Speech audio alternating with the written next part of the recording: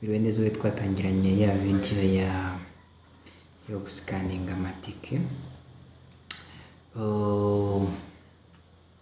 Tuje mu gice cya kabiri cyo gusikaninga amatike cyo kubereka uburyo ya matike twari twakoze ushobora kuyasikana, ariko nahinduye taburo kugira ngo mbashe gusobanurira neza. Njya nkunda kubwira abantu bakambwira ngo nahaye ibintu biri complicated, niyo mpamvu nagabanyije imibare nkora na taburo nto itarimo ibintu byinshi kugira ngo tuze kubasha kugenda. So dufite hano nimero, dufite random number twabonye mu gice cya mbere, dufite uracekingira amatike hano igihe wenda washaka gushyiramo igihe itike yakoresherejwe.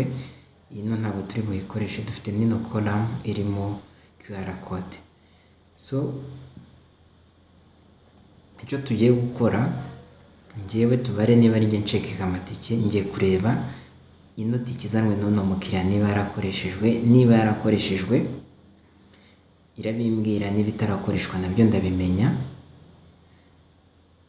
Niba ije ku nshuro ya mbere, hano muri no krone iyo bihuje irahita isa n'umutuku. Noneho nta kibazo kiraba kirimo, ariko ningerageza wenda kuyisikana inshuro ya kabiri irahita ibiboroka, imbwire ko iyo tike yakoreshejwe, ndetse nishaka kwishyiramo byange ahubwo iyisibe.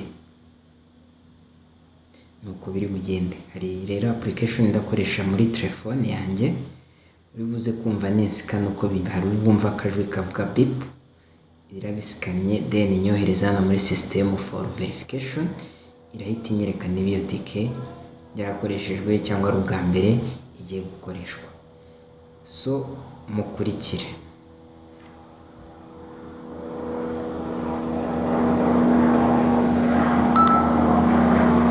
Maze kuyisikana, reka nyohereze for verification. Urabona ko uno mubare uhuye n'uyu, ihise itukura. Ntiwite kuri ano mazeru, ni byatewe na formatting. So ushatse wayakuraho. Iyi niyo data formatting irimo, reka tuzikuremo kugira ngo zijyamo uze kubona ko bisa. So ngiye kongera nsikane ino tike, ngerageza kuyishyiramo turebe icyo bitanga. Namaze kuyisikana, hano ihise itukura irangije, irambwira iyi tike yarakoreshejwe, ongera ugerageze. Ninganda irahita ivamo. Reka hatuyisibe nanabibereke wenda turamutse tuyiverify. Aho wayiverifyingira hose niyo wakanda hano for verification, warangiza ukayisikana. Sorry, hano mbabeshye, nari mbabeshye, biterwa naho twashyize condition za verification ziri kubera muri no column D. Nyishyize hano yayisikana, ariko ya verification ntabwo yaba. Reka tubikore nabyo kugira ngo mumenye icyo nari nshatse kuvuga. Itayiverifyingira hano ntabwo byakunda, ariko hano kuyihaza naho yayihazana. Wenda biranatuma mbasha kubasobanurira iyo zitari duplicate uko bigenda. Reka nyohereze, urabona iraje. Ninongera nkayisikana, nkayohereza, urabona nta kintu kibaye. Na bya bindi byo gutukura ntabwo bibaye n'ubundi. Biterwa na column wageneye verification, niyo mpamvu checking iberamo hano. Ni kuriya bigenda. So ibi bintu byakozwe gute rero?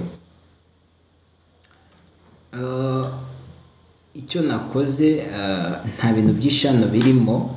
Icyo nakoze, nabanje nkora za random number nkuko nabikoze muri ya video ya mbere nabasharinze. Nkora taburo bisanzwe. So hari ama condition nashyizemo nkoresheje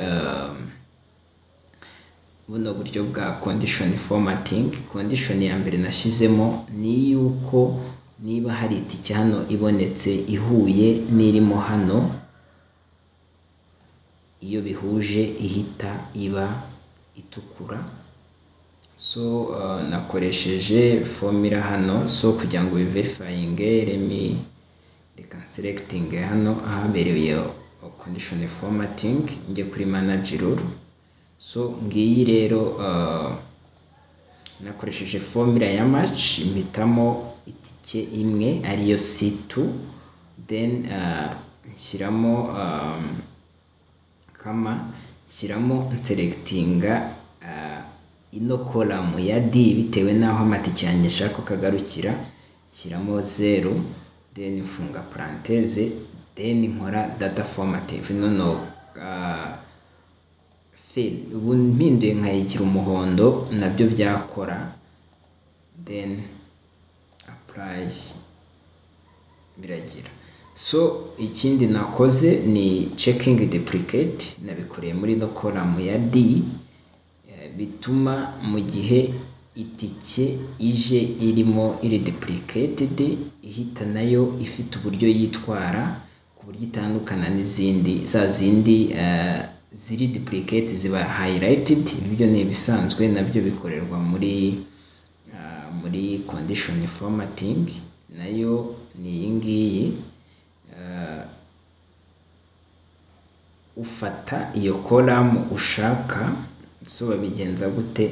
Irimo hano hitwa format unique or duplicate values. So urazamo hano ugahitamo niba ushaka unique cyangwa ushaka duplicate, then ugahitamo format. Ni ushaka kugira zikajya zitukura, ushaka gushyiramo zikajya zicibwamo umurongo, n'uburenganzira bwawe kubishaka. So ngira ngo aka kantu ka format set abantu murakazi, ni akantu gasanzwe muri Excel. Iyo nibwo buryo bwa kabiri twakoresheje bwo kuverifying amatike mu gihe abaye duplicated. Uburyo bwa gatatu bwakoreshejwemo hano ari bwo bukomeye, ubu buryo bwa scan, no kuba uri kujya ubona message mu gihe amatike abaye duplicated ikakubwira ngo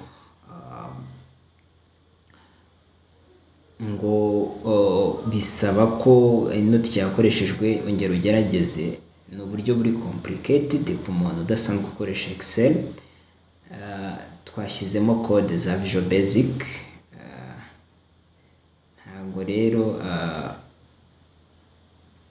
aka kanya ndahita nzi gusobanurira ngo uzumve, ariko ni izi ngizi mu gihe wazikenera naza kuzikopiya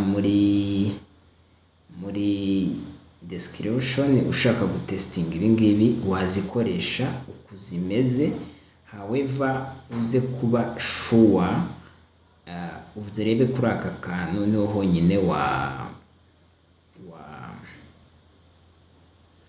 wahindura. So uzishyiramo te, uraza hano kuri developer. Ntago Excel umuntu utari wakoreshaho VBA ibi ifitemo ino ntuza ya developer, bisaba ko uzamo hano muri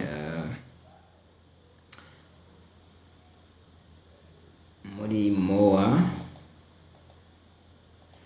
option, and then ukaza muri customize ribbon.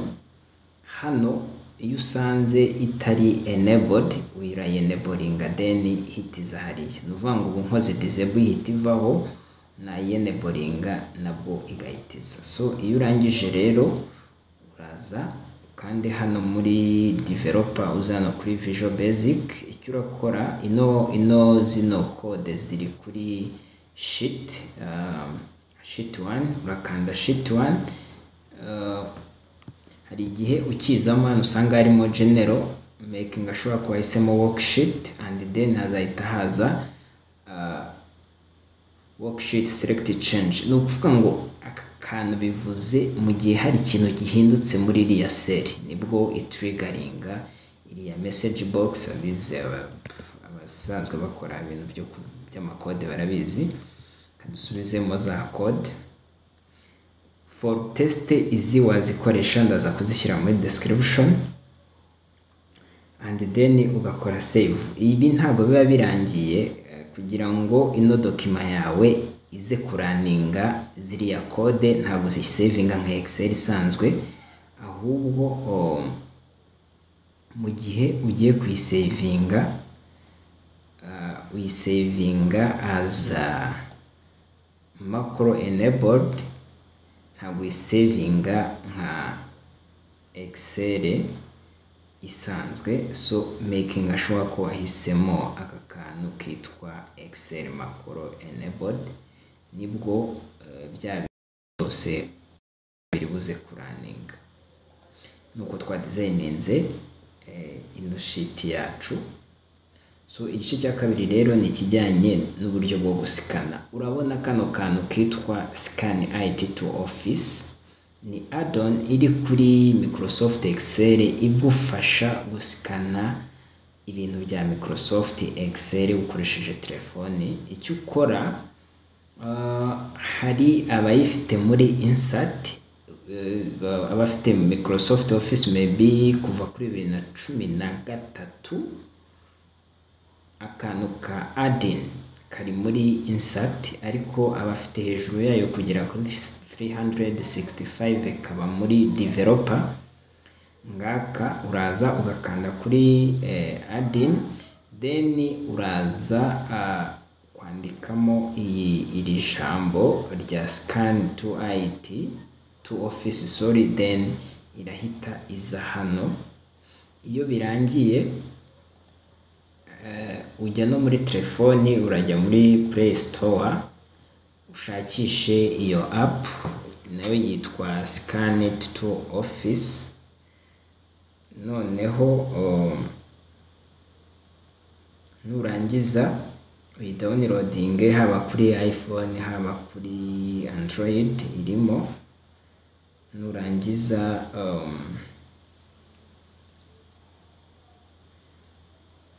uyidownloading, icyo ukora urajya kuri telefone yawe uyifungure. Nurangiza urakora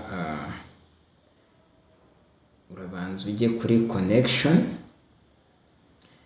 Nukora connection, na hano uraza ku mashini ukande kuri add phone, tegereze gato, irahita izana ino QR code.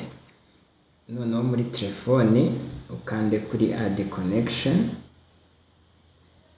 uhitemo ahanditse Microsoft Word na /Excel, ukandeho, then ujye hano handitse scan,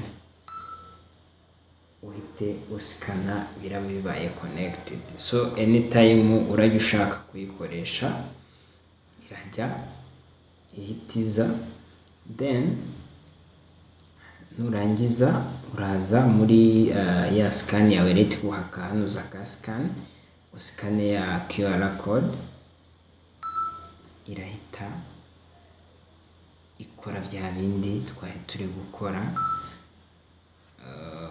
Kubera ndi gukoresha demo, ibi nibikubaho wongera usendinge, wongera usikane, nta kibazo, kuko iyi app iragurishwa ku muntu ushaka kuyikoresha. Urabona naka kantu twahinduye ya mutuku twahindura umuhondo, urabona ko gahise gakora. No app rero iragurishwa ku muntu ushaka kuyikoresha, kuko bagira ntuza bakulimita ku munsi, ariko ushaka gukora unlimited muri buze kureba harimo ibiciro.